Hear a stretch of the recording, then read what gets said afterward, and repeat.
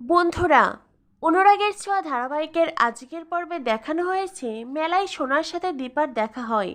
সোনা দীপাকে বলে, তুমি এখানে কেন এসেছো?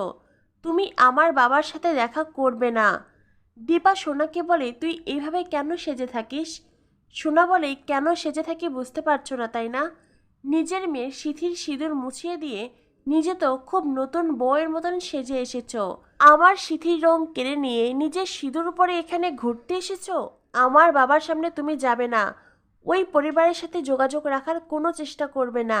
একটা কথা মনে রেখো, আমি তোমাকে আর সোনাকে ওই বাড়িতে ঢুকতে দেব না। আর ওই ফ্যামিলির বিজনেসের সাথে তুমি কোনো ডিল করবে না। দিবা বলে, রুডির শোক তোর এতটাই বড় হয়ে গেল যে তুই নিজের পরিবারের কথা একটুও ভাবছিস না তাই না?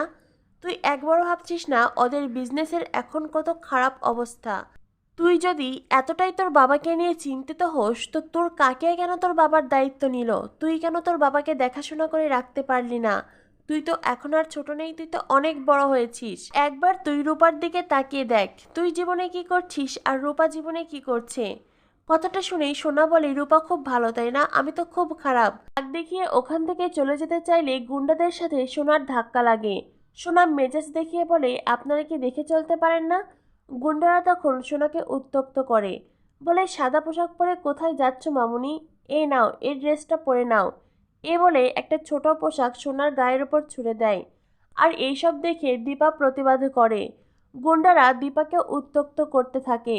তখন সেখানে সূর্য আসে। সূর্য এসে বলে, খবরদার আমার পরিবারের দিকে চোখ তুলে তাকাবে না। গুন্ডারা তখন সূর্যকে মারতে চাইলে সূর্যের সাথে গুন্ডাদের মারপিট হয়।